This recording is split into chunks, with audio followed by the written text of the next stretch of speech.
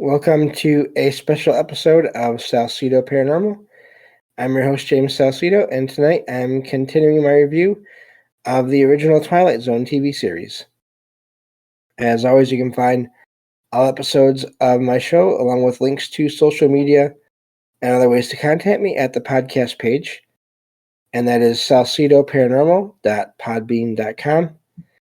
That's SALSIDO paranormal.podbean.com. Always happy to hear from y'all, whether you have comments or questions or topic suggestions or accounts of paranormal experiences, whether they're your own or from others that you trust. Happy to either read those or have you join me on the show to talk about them.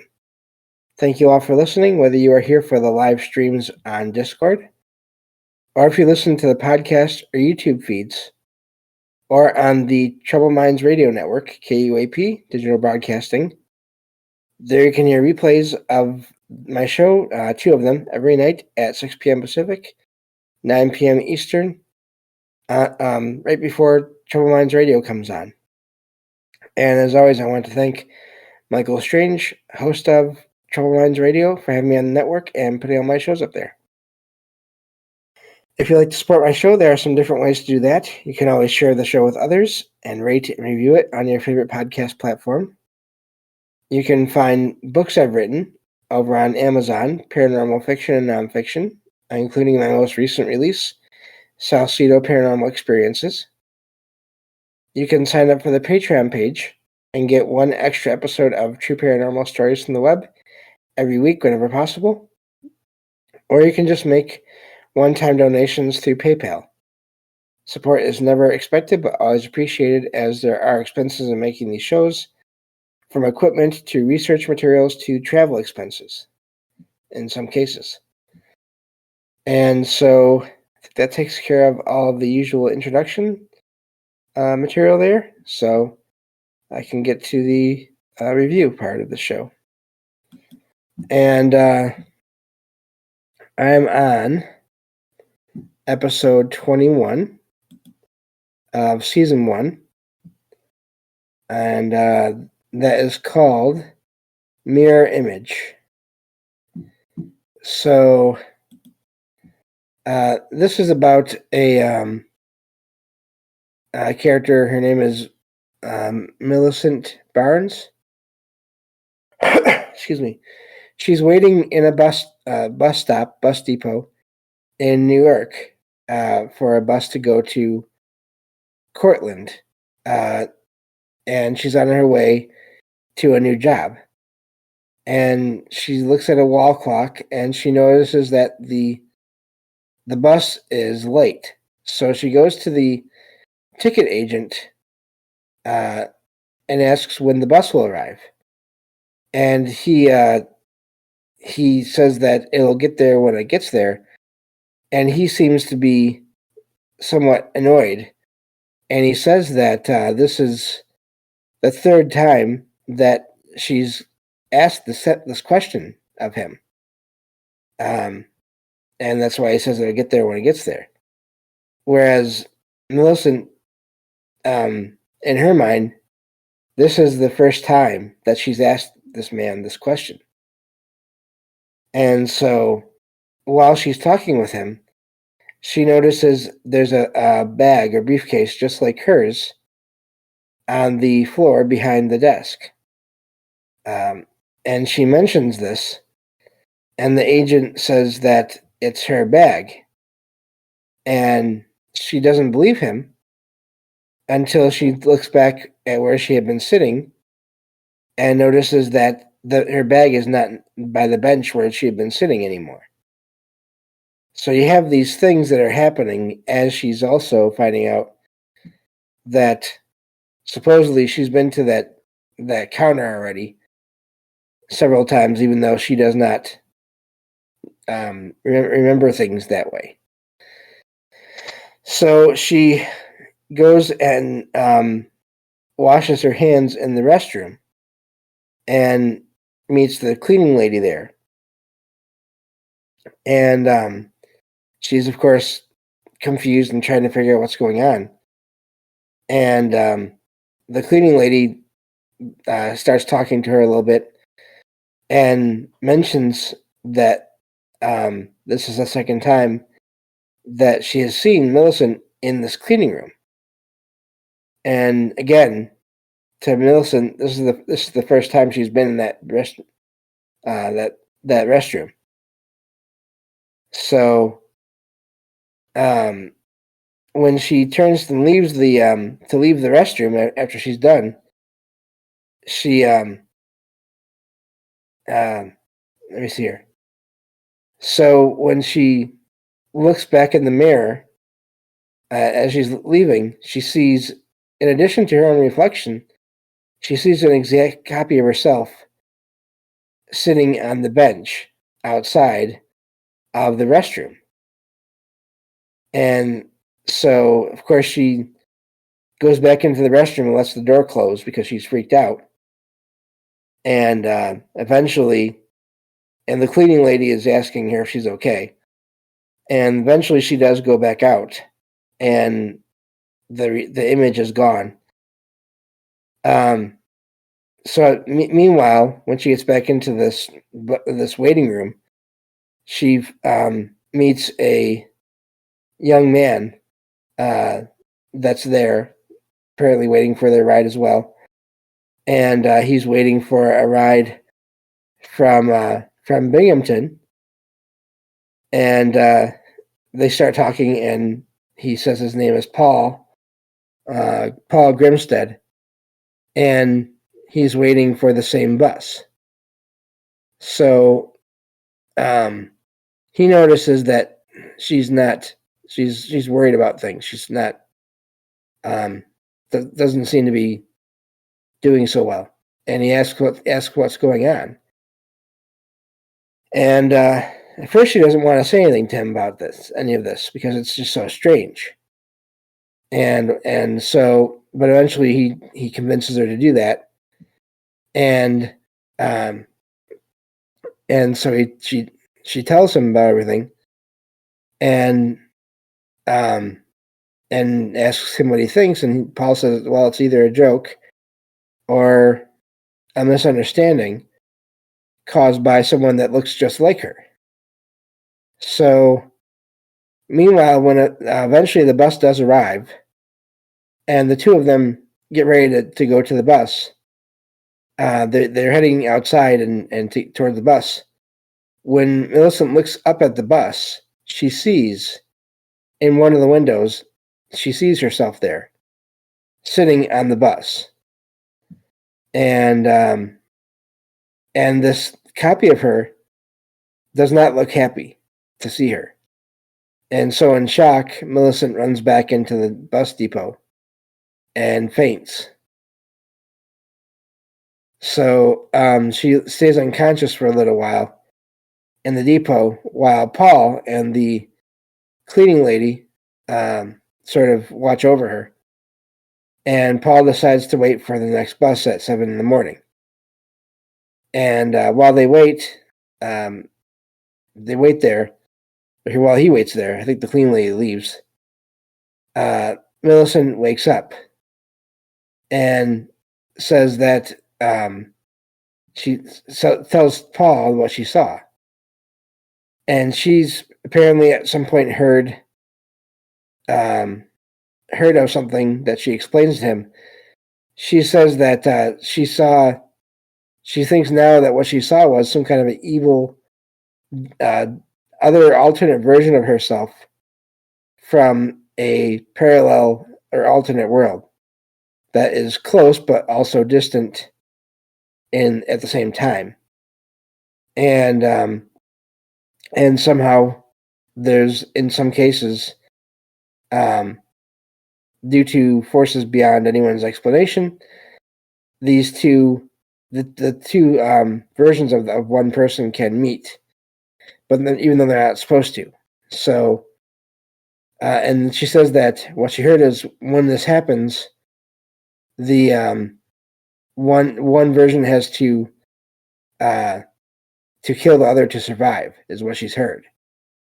And I'm really wondering about this. I have to look into the whole history of like doppelgangers and doubles and all that to see if there's any Where the root to that comes from, I don't know for sure.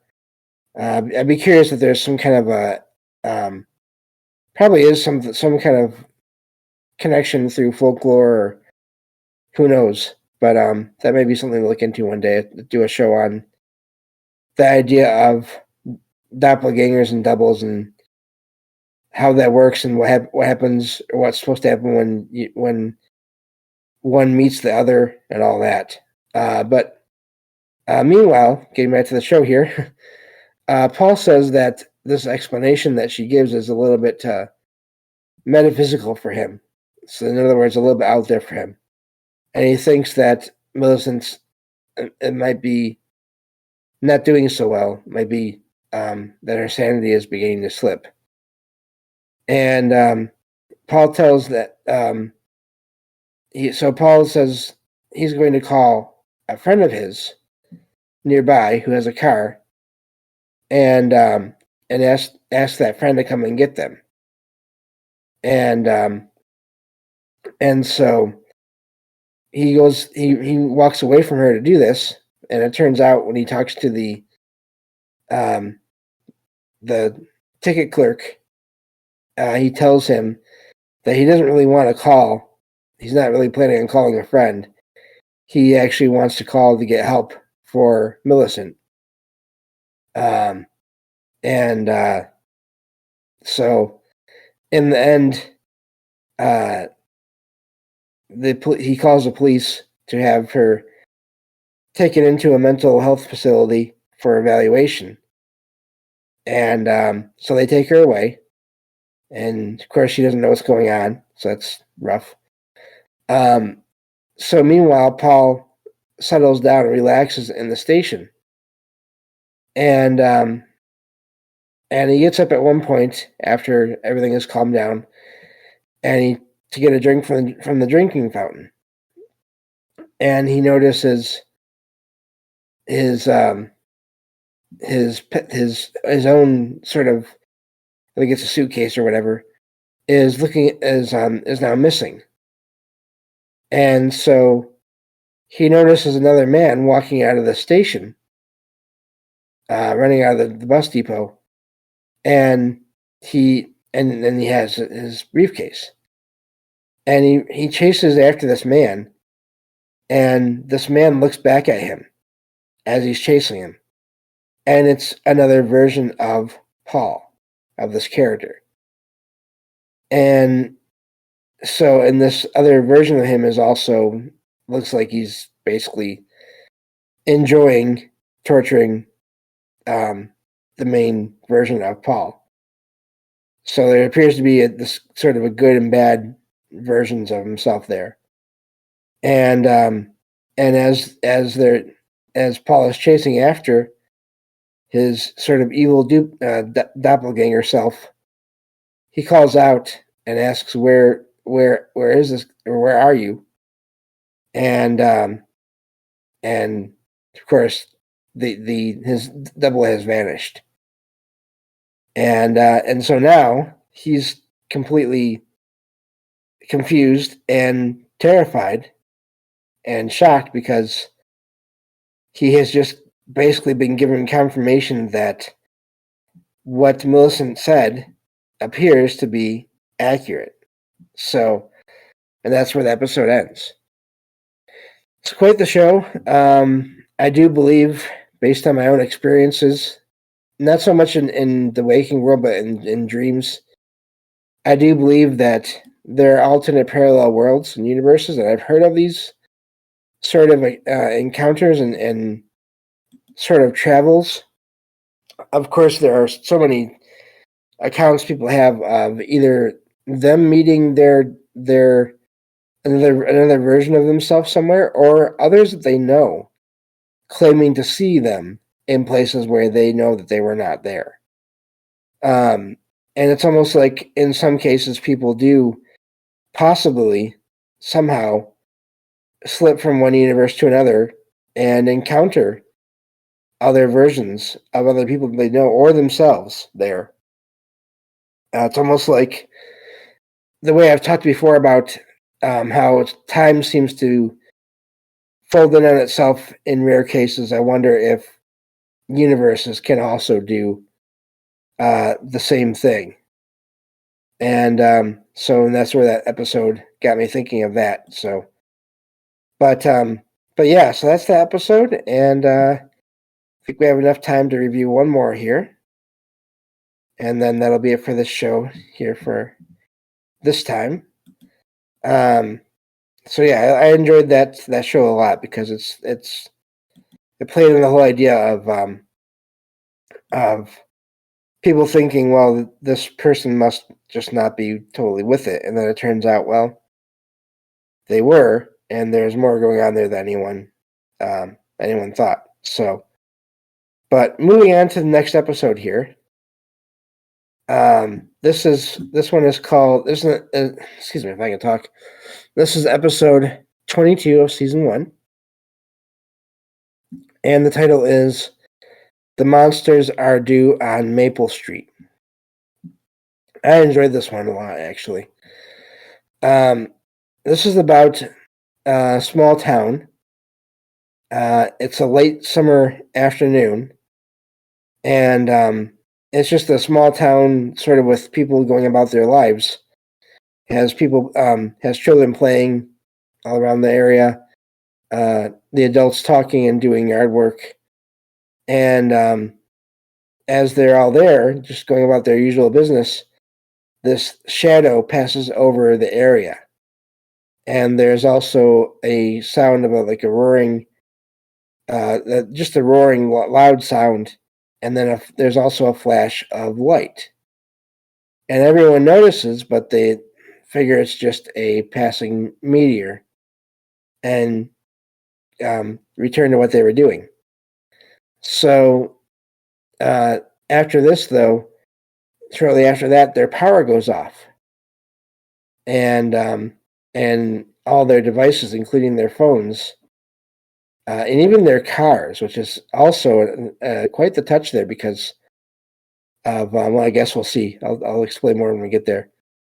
But all devices, even portable ones that are not plugged into anything, aren't working. And so one of them, a guy named Peter, I'm guessing with Pete Van Horn, volunteers to walk over to another street to find out if this is something that's going on in other areas as well. And so he leaves. Meanwhile, I'm going to summarize this pretty fast here because it's kind of, I think it can be summarized fairly fast. Everyone is talking about all this and trying to figure out what's been going on. And one of the kids says that they read a story of an alien invasion that caused similar issues, and said that the monsters would not want anyone to leave the area. And he adds that this kid, his name is Tommy, adds that in the story, the aliens already have a few of them living in the area as a family that appears to be human, appears to be normal, but they're actually scouts. And the power outage that they cause is to isolate the area. And so at first, everyone just thinks it's a story, just a story that the kid read. And meanwhile, the one of the other residents there, Les Goodman, tries to start his car, but of course it doesn't start. But after when he walks away from it, it starts on its own, which is odd. And this is where things start getting dark in a way. The people start talking, and someone has this idea or wonders, just puts out this question that, well, does that mean that this Les Goodman and his family are the aliens, or are not who they say they are? And someone, another woman that's there, mentions that she's seen Les standing in the garden looking at the sky late at night as if waiting or looking for something. And so here you have what becomes basically what you would call a witch hunt, or just a bad situation going where everyone starts accusing each other of being an alien based on just odd little things that people at the time think are odd that they may not ever have really thought of before. But now, because of what's going on, they start wondering if these little things that they've noticed about each other are clues indicating that their own people in the area that they know are actually aliens.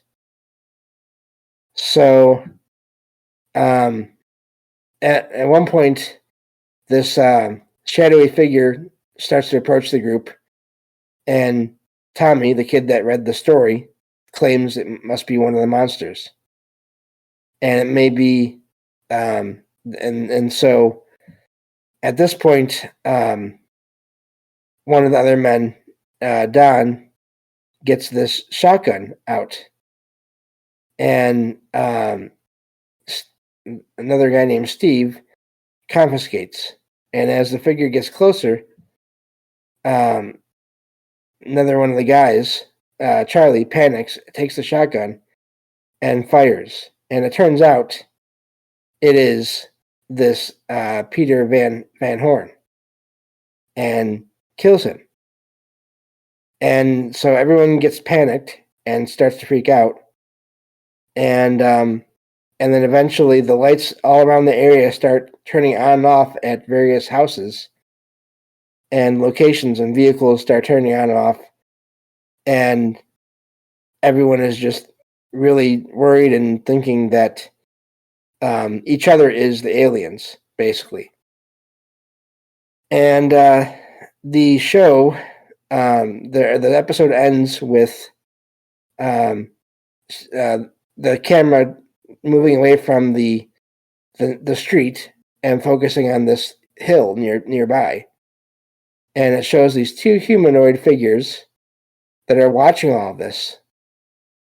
And it turns out they are the ones that are using some kind of device to manipulate the power in the area.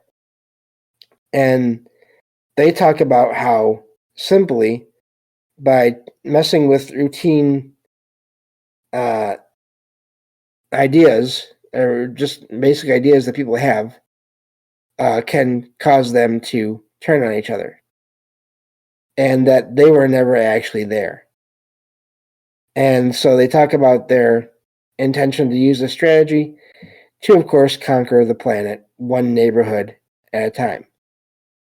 And basically the whole idea of the show is that this was all a test to see how this would work, and if it would work. And according to them, it does. And they get back into their spaceship, and then they take off. And that's where the episode ends. It was really a good show overall. I mean, the ideas were just the way the actors played everything out, the way the panic started from, in a way I don't like, because it started from this one kid who was reading stories, and then everyone else started just latching onto it and sort of using fiction in a bad way versus sort of in a good way, but again, using people's fears based on things that are supposedly not real. So anyway, that's all the time we have for this episode. Thank you all for listening, and I'll talk to you all next time on Salsidoparanormal. Take care.